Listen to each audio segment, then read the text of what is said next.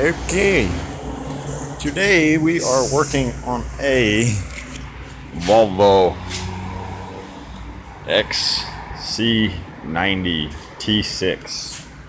This is a fucking rack and pinion. If you're gonna do one, I'd set aside about 4 to 5 hours. You're going to need anything from a 13 or a 10 millimeter all the way up to a 19 millimeter. You have a few bolts. First thing you're going to take off is your front cover plate. It has 2 bolts on the passenger side, 3 bolts on the driver's side.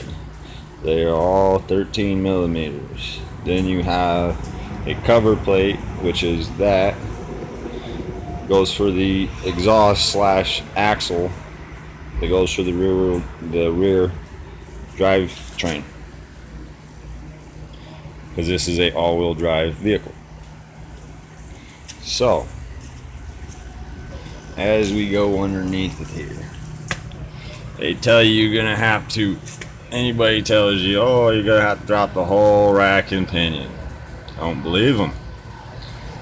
All you have to do is drop your front skid plate, take all 4 of your A-frame bolts out, take out your K-frame brackets, and a couple of little 10 millimeter bolts on the front, which you have holding, one be right there, one's up in here, and there's another one sitting right back there.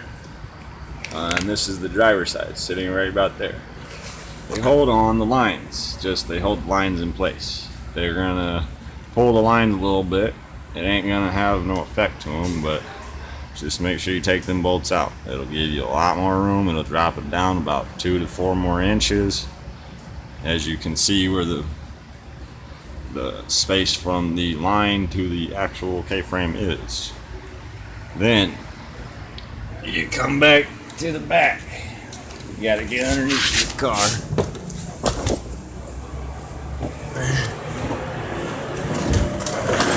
And we have a few little bolts. This is the rear K-frame. It's bolted up right here. There's 1, 2, 3, and 4. So them are the 4 bolts that are going to hold the rack and pinion in. The rack and pinion actually has a motor mount on it. So you would have to take that bolt out of the motor mount to actually drop the rack and pinion out. You have a 10 millimeter bolt that holds the steering column shaft in to the rack and pinion. You have a bracket like this holding the lines on, and you have a 19 millimeter line and you have a 16 millimeter line. You take them off. You have a few little bolts, 10 millimeter bolts, to hold this bracket off just to get it out of the way. You have a few bolts holding that exhaust right there out. 3 bolts. You take the 2 bolts from this side and 1 bolt that's right here.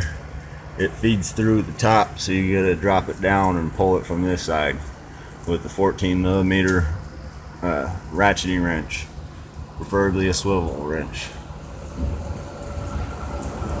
Then you don't have to take them bolts out, but I did. It just supports the K-frame. It gives you a little more play.